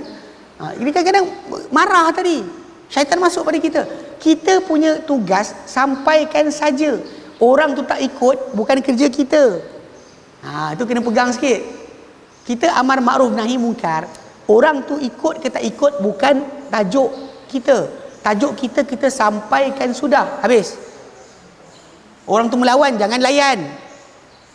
Jangan pula pakcik ni kita tegur dia ni pula kan. Kadang-kadang jadi kita marah dalam amar nahi mungkar. Kadang dalam kes ni yang belajar sunnah pun sama. Adik-beradik dia buat bid'ah, dia nak betulkan, orang tak ikut, dia marah. Jangan marahlah. Pasal hati kita nak terbuka, terima atau tidak, itu kerja Allah Ta'ala. Muqallibal qulub adalah Allah. Kita punya kerja sampaikan saja. Tapi bila kita start marah, masalah lah. Biar padan muka, masuk longkang. Kita suka pula orang tu kena musibah daripada dapat hidayah. Ini salah. Amrun munkar ini daripada asas. Okey. Li ajli ma yulqa bihil munkaru minal ihanati. Demi kerana apa yang didatangkan oleh orang yang dilarang tadi daripada kemungkaran yang berupa penghinaan. Fatasiru khusumatan li nafsi. Lalu dia jadi kata-kata dia adalah untuk melawan bagi diri dia sendiri. Orang tu mungkin balas balik, alah alim ke? Kita macam apa hal? Itu bukan teguran lepas tu bukan kerana Allah dah, tapi kerana harga diri kita. Kama qala Umar bin Abdul Aziz rajulin laula anni ghadbanu la aqabtuka. Macam mana kata-kata Umar Abdul Aziz kepada seorang lelaki, kalaulah bukan aku tengah marah, aku hukum kau. Kita faham terbalik Kita biasanya bila marah kita hukum, tak? Kalau bukan kerana aku marah sekarang, aku hukum kau. Maksudnya kerana apa tau? Dia tak hukum sebab dia tengah marah. Geram dekat orang tu, dia bimbang perbuatan hukuman tadi untuk diri dia, bukan kerana Allah. Jaga macam tu sekali, okay? Baik. Wa inna ma arada annaka aghdabtani. Tapi yang dimaksudkan itu, yang Umar Abdul Aziz kata macam tu sebab apa? Dia kata bahawa kau jadikan aku marah. Fakhiftu an tamtazijal uqubatu min ghadabillahi wali. Maka aku bimbang akan bercampur aduk hukuman aku bagi engkau ni dari kemurkaan Allah dan demi diriku, demi harga diriku. Aku raja, aku khalifah, kau lawan aku, kena kau. Dia bimbang macam tu. Kadang-kadang dengan anak-anak kita pun macam tu juga. Kalau kita marah kan, tegah dia buat benda tertentu, tapi kita marah tadi over sangat. Kadang-kadang benda tadi kena ingat. Bab contoh macam dalam mendidikan anak, jangan marah sentiasa. Satu. Dan kemudian jangan marah tadi sama je bentuk dia. Sikit-sikit tinggi suara, sikit tinggi suara. Dia kena tengok apa benda dia buat. Kalau benda yang biasa budak pecahkan cawan, nak cakap apa? Dia buat berjalan pecah. Kita marah pun cawan dia pecah tadi tak cantum balik. Kan memang kurang set lah. Kamu perempuan kan ada set pinggan, set 6, set 8. Pecah satu. Memanglah kita geram, tapi dah jadi, udahlah. Kan? Ataupun anak terkencing dalam rumah. Kelap ya. Marah dia pun tak ada apa dah jadi. Ini mengamuk tu macam ya Allah Tuhanku, kan macam tak ada kiamat, macam kiamat dah satu dunia. Ini salah dia jaga sikit. Jadi macam tadi, macam kes marah tadi, kita marah ada, tapi jangan ketika amar dan munkar dia dekat kemarahan. Suruh baik, larang mungkar, jangan tambah dengan marah. Sebab benda tu akan menyebabkan kita tidak lagi adil. Kita akan nak orang tu dihukum. Kita suka dia dihukum. Itulah masalah. Baik. Okey, itu kalau orang tu alim, dua jalan tadi. Fa amma idza kana al-amiru bil ma'ruf jahila. Adapun jika sekiranya orang yang merintahkan perkara makruf tadi seorang yang jahil, fa inna syaitana yatala'abu bihi, maka syaitan akan mempermain-mainkan dia. Wa inna ma kana ifsaduhu fi amrihi aktsara min islahihi, dan akan jadi perosakannya dengan perintah kebaikan tadi lebih banyak daripada pembaikan. Perosakan lagi banyak daripada pembaikan. Terutama macam orang tu kata, kau tak sayang bapa engkau ke? Buatlah tahlil lah. Dia jahil. Dia ajak orang buat bid'ah. Jenuh juga. Kan? Contoh macam sekian-sekian, dia suruh benda baik, tapi benda baik tu bukan baik. Rosak lagi dahsyat pada masyarakat dengan sebab orang macam ni. Kau tak sayang bapa engkau ke? Ayat sedap. Macam kita gaduh-gaduh ni, mak abah dalam kubur terseksa. Mana dia cakap itu? Kadang orang sering sebut macam tu. Kita gaduh-gaduh ni, mak dengan abah dalam kubur. Mak abah kita tak tahu pun kita buat apa. Tahu tak? Bila ada orang mati, dalam hadis Nabi, bila ada orang mati, kata kita satu kampung, saya mati dulu, kemudian ada kawan kita mati pula. Orang yang baru mati nanti, keluarga roh saya akan datang jumpa dia. Apa jadi kat bini aku? Apa jadi dekat anak aku? Kalau saya tahu, apa saya tanya? Nabi kata akan bertanya, akan datang. Bila kita jumpa, Mat, apa sampai? Bini aku macam mana? Kahwin lain dah. Anak aku belajar. Serius. Perbualan antara roh dengan roh ni, ini diceritakan oleh Nabi SAW. Tapi kita pula ada idea. Kita gaduh ni mak abah dalam kubur kena siksa. Apa salah pula? La taziru waziratun wizra ukhra. Tidak menanggung dosa. Seorang berdosa, dosa orang lain. Ada pula kita beban kat mak. Anak tak solat, mak bapak dapat batu api neraka. Ambil, ini adalah habuan kerana anak tak solat. Anak tak solat dia kenalah. Pelik betul. Yang mak bapak tadi mungkin dia bersalah dalam tak mengajar, tapi ada kadar hukuman dia tadi. Anak tu kenalah. Apa hukuman dia?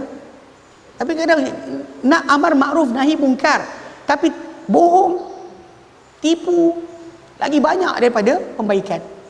Ini jaga-jaga. Baik. Li'annahu rubbama naha an syai'in jaizin bil ijma'. Kerana mungkin barangkali dia melarang satu benda yang harus secara ijma'. Dia amarun nahi mungkar. Contoh dia kononnya macam satu peringkat tu kan.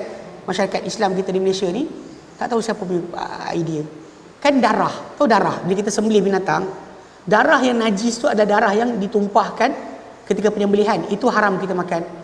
Darah dalam daging, dalam urat, dalam tulang halal. Halal. Hatta Aisyah cerita Nabi makan daging, gigit, ada menitis darah, Nabi makan terus. Kita campak dah. Astagfirullahalazim. Cerita dia, lawak dia dekat Malaysia ni, satu peringkat dulu beberapa tahun lepas. Ada idea, tapi bila saya sembang geng-geng pondok masih lagi ada idea ni. Kalau makan kari daging, gulai daging, kari tu kena baju tak boleh bawa solat. Sebab daging tu ketika dimasak dia merah. Bila merah ada darah najis kena badan. Tu kau makan masuk mulut apa pula? Kau najis makan boleh, makan boleh. Kena baju jadi batal solat. Astagfirullahalazim. Tapi benda ni sampai ke ada ajaran basuh daging sampai putih. Basuh daging sampai putih. Ibn Taymiyah rahimahullah ada sebut perbuatan membasuh daging kerana merasakan darah itu najis adalah perbuatan bid'ah. Saya cerita dia kata lawak. Ada basuh daging bid'ah. Bila orang tu i'tiqad darah yang pada dalam daging tu, pada daging tu adalah najis, dan dia termasuk daripada orang berbid'ah. Sebab kita bersih, kalau jatuh bersihkan daripada tanah okey. Basuh kena buang darah bukan? Tak diajar macam tu. Tapi sering berlaku dalam masyarakat kita. Dia kata telur ayam tak basuh, lepas tu kemudian pecahkan, entah ada tahi dah, ada sekian lah, ada lendir punggung ayam lah. Dalam kitab fiqh sebut dah tak dimaafkan, tak dikira najis. Lendir punggung ayam ketika bertelur tu tak dikira najis.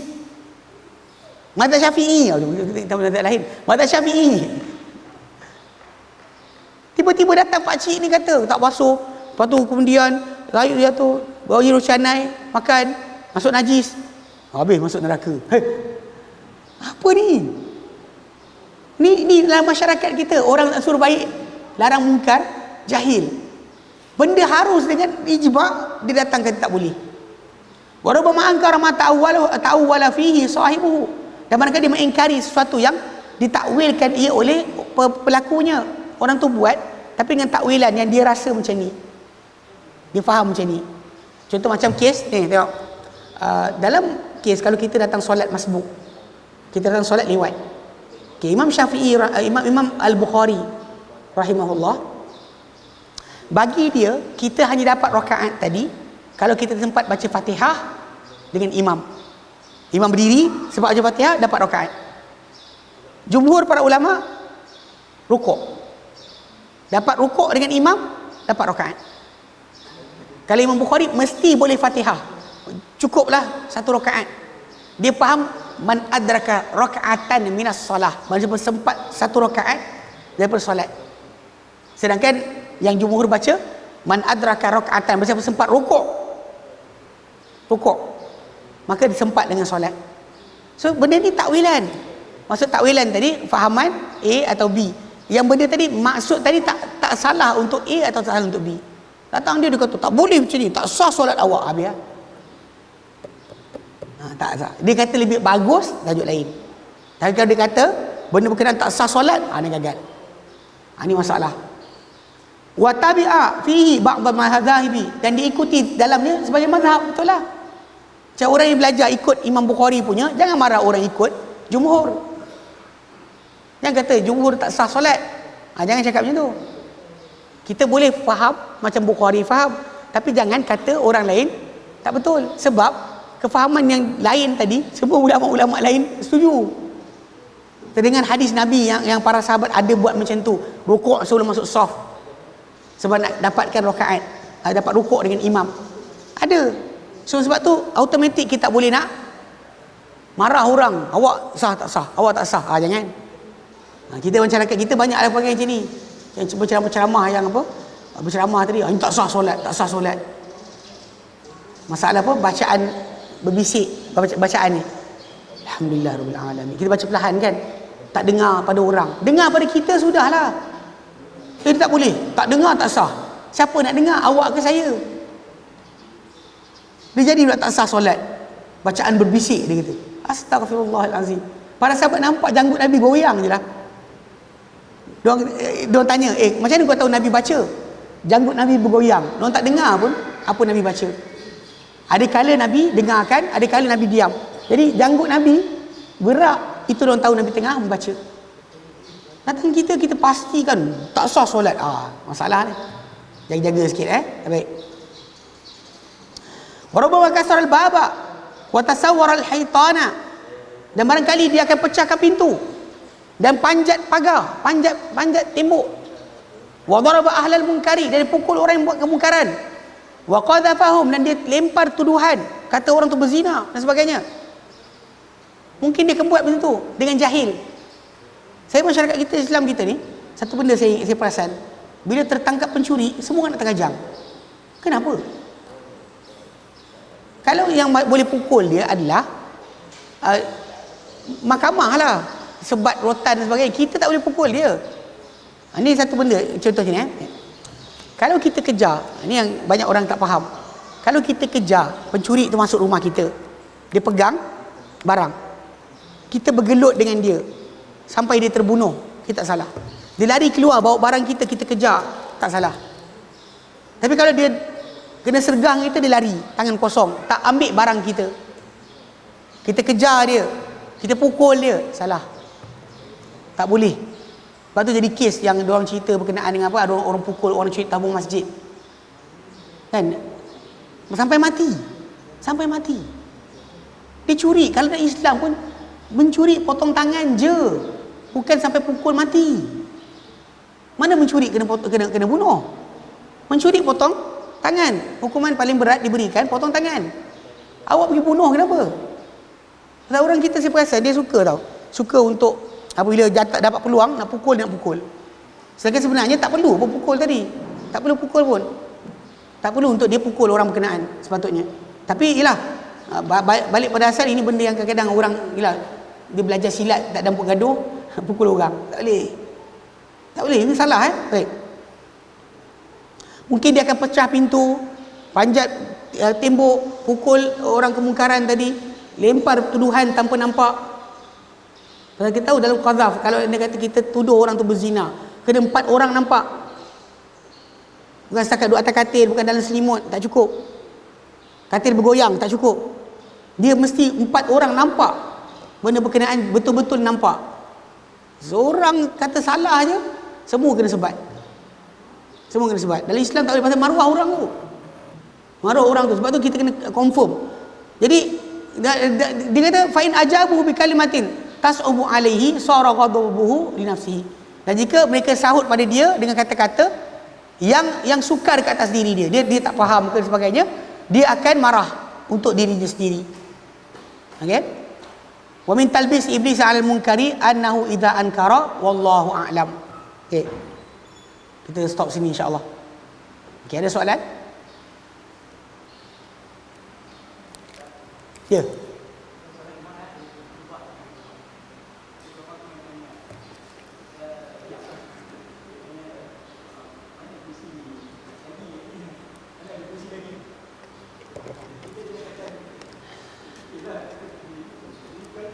Okey. Hari Jumaat dengar khutbah, ada orang datang tanya soalan, benda patut dijawab. Di sini yang tak boleh kita bercakap dalam hari Jumaat tadi benda yang lara, tak ada keperluan. Sebab ada para sahabat Nabi bercakap dengan Nabi. Nabi atas mimbar, dia cakap dengan Nabi. Dia kata, ya Muhammad. Ya ini Badui lah. Ada kata bila kiamat, ada yang bangun, ya Rasulullah, mati dah binatang, habis dah tanaman, rumah dah roboh, doa Allah Ta'ala untuk kami hujan. Dia jadi diminta, kan tanaman kering, binatang mati, doa Allah Ta'ala turunkan hujan. So Nabi tak ada kata, diamlah, orang tengah khutbah ni. Tak ada. So maksud dia, dari situ kita faham perbualan yang dibenarkan adalah apa yang perlu. Contoh macam orang tu nak pergi tandas, dia tak tahu, cik tandas mana? Dia tahu kat belakang sana, cakap tak salah pun. Perbualan itu tidak salah. Yang perbualan macam itu tidak membatalkan. Yang dilarang adalah perbuatan sia-sia, yang tak ada keperluan. Dan orang macam kita jadi kes dekat waktu dekat rumah saya dulu. Sebelum masjid siap, kita ada satu surau. Ditakdirkan Allah Ta'ala, ada jemaah kita ni, dia parking kereta dia depan rumah orang bukan Islam. Orang bukan Islam tu pula, ambulans datang nak ambil bapak dia bawa pergi hospital. Tak boleh nak keluar sebab pintu dihalang dengan kereta orang solat Jumaat. Bila orang bukan Islam tadi datang kan nak minta, tak ada siapa berani nak cakap pada imam untuk bagi tahu suruh pergi. Sedangkan boleh je seseorang bangun pergi cakap kat imam. Perbualan itu maksud dia perlu. Perbualan yang mesti. Faham tak? Macam tadi macam kes kat Kota Damansara pernah jadi, tapi saya silap saya juga saya tak bangun. Kan Masjid Kuning Kota Damansara tu, kalau orang datang dari highway, dia akan masuk ke situ, lintas section 6 macam tu. Dia jalan tu kecil. Boleh satu parking, tak boleh double parking. Ada hamba Allah Ta'ala dia double parking. Mula-mula kereta lepas lah, datang lori bawa genting atap genting, lori trailer. Tak boleh lintas sepanjang imam khutbah Jumaat. Kawan tu punya kereta menghalang dari situ sampai highway.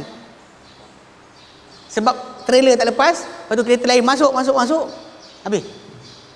Sebenarnya sepatutnya seorang kena bangun cakap pada imam, ada kereta menghalang laluan, suruh alihkan. Sepatutnya berlaku macam tu. Tapi oleh kerana kita kurang ilmu ataupun kita terlupa, lalu kita tak cakap. So perbualan macam tu tak salah. Macam tu bila orang tu datang jumpa tu haji, dia kata saya nak kita tandas ni, mana kursi, kita boleh tunjuklah.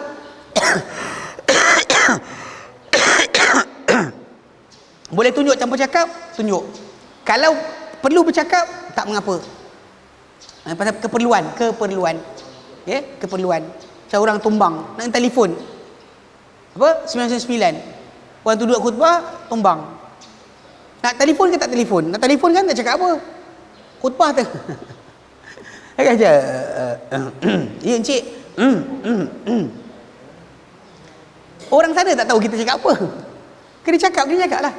Tapi tak merosakkan khutbah, insya-Allah. Tidak merosakkan pahala Jumaat kita. Benda keperluan. Baik. Soalan lain? Ya, sila. Okey. Solat mayat, solat jenazah. Okey. Masalah kepala. First thing kepala jenazah. Sebenarnya tak ada sebarang hadis yang menetapkan arah kanan ke kiri. Sebenarnya kalau orang tu letak kepala perempuan ke lelaki ke sini ke ni kiblat, ke sini ke tak ada. Tapi yang paling serupa dengan cara letak dalam kubur adalah kepala di kanan imam, kaki kiri imam. Macam ni. Mana kalau ini kiblat, saya jadi imam, kepala jenazah dekat sini, kaki dekat sini. Macam kita masuk dalam kubur. Kiblat arah sana kan? Kepala dia hadap mana? Sana. Dan demikian juga bila jenazah tu bercampur aduk, lelaki perempuan, kita akan letak satu arah je, kepala kanan, kaki kiri. Itu yang terbaik sebenarnya. Serupa macam mana keadaan masuk dalam kubur. Macam dalam kubur ni, arah kiblat sana, wajah mayat akan dihadapkan ke arah kiblat. Kan dia masuk diiringkan ke arah kiblat. Macam tu patutnya kepala jenazah kanan, kaki kiri. Tak ada sebenarnya pembezaan. Mungkin wallahu alam pada zaman tersebut diorang takut makmum tak perasan jenazah lelaki perempuan, lupa nak doa Allahumma firlahu ke firlaha ke, maka diorang terbalik-kan. Letak kepala lelaki macam ni, perempuan lelaki macam ni, perempuan macam ni. Lelaki kiri, perempuan kanan. Tapi itu bukan ada sebarang petunjuk. Bahkan yang betulnya kalau kita tengok pada masuk dalam kubur, macam itulah keadaan jenazah tadi. Kepala kanan, kaki kiri. Kepala kanan imam, kaki kiri imam. Kemudian imam tu pula berdiri. Kalau untuk jenazah lelaki pada bahagian kepala. Ni kepala, imam berdiri sini. Kalau ada kata jenazah tersebut wanita, maka imam akan berdiri tengah badan. Ini untuk menghalang kalau dia kata jenazah tadi ada bentuk badan dia kelihatan. So imam akan berdiri dari arah sini. Tapi zaman sekarang ni jenazah tu lelaki perempuan sama je. Kapas banyak. Letak-letak tu macam teddy bear. Kembung mayat tu kan. Kita angkat-angkat je. Peluk, macam badan peluk. Akak-akak yang tukang isi kapas pun dia isi habis. Tepi inilah, sinilah. Jadi mayat tu jadi macam penuh, macam bantal peluk. So, tak ada nampak pun bentuk tubuh badan. Tapi sunnahnya adalah lelaki imam berdiri di belah kepala, yang perempuan imam berdiri tengah badan. Faham? Okey, ada soalan lagi? Jelas? Bab kepala tadi jelas dalil tidak ada. Tapi kedudukan macam mana kita tanam, macam itulah yang sepatutnya. Okey, ada soalan lain? Sila.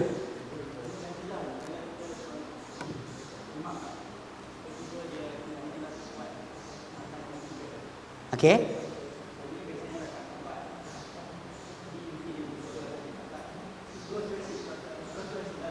Ya. Tuan Haji laju sangat saya ni sikit. Tadi saya dapat tangkap, ni tak tangkap. Saya ulang balik.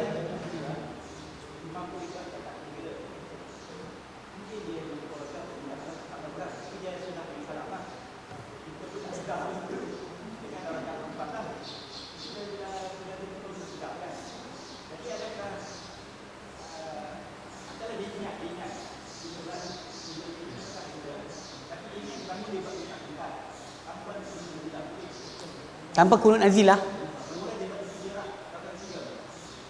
Okey, dia macam ni, bab tersasul dalam konteks kunut nazilah. Kunut nazilah ni memang dia punya perlakuan dia lepas daripada rukuk pada rakaat terakhir. Yang sepatutnya macam tu. Okey. Dan memang imam akan buat, dan kalau terlupa, tertinggal, tidak menjadi masalah, tak ada sebarang kemestian untuk diulang balik sebenarnya.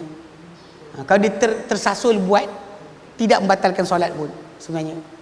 Sebab memang antara berdiri dari rukuk tu memang ada tempat untuk berdoa.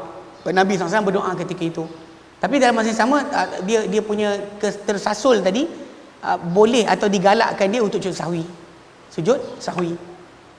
Untuk kerana dia terlupa, imam terlupa rakaat, terlupa pergerakan, terlupa apa, dia patut. Walaupun makmum kata betul dah. Makmum kata apa salah dia? Imam buat kita sujud sahwi sekali. Tapi dari segi masalah asas macam kunut nazilah tadi, kedudukan dia patut rakaat ketiga kan. Memang dia boleh ulang balik, tapi masalah penambahan tadi tu dia patut sujud sahwi. Sujud sahwi kena buat. Kerana dia terlupa, dia memang terlupa sesuatu dalam solat. Okey? Jelas? Alhamdulillah. So kita berhenti sini. InsyaAllah nanti kita sambung. Yang kita baru ceritakan tentang amar ma'ruf. Nanti kita bincang tentang nahi munkar. Okay, baik. Wallahu a'lam. Wa sallallahu ala Muhammadin wa sallam alhamdulillahirabbil alamin. Subhanakallahumma wa bihamdika asyhadu an la ilaha illa anta astaghfiruka wa atubu ilaik. Assalamualaikum warahmatullahi wabarakatuh.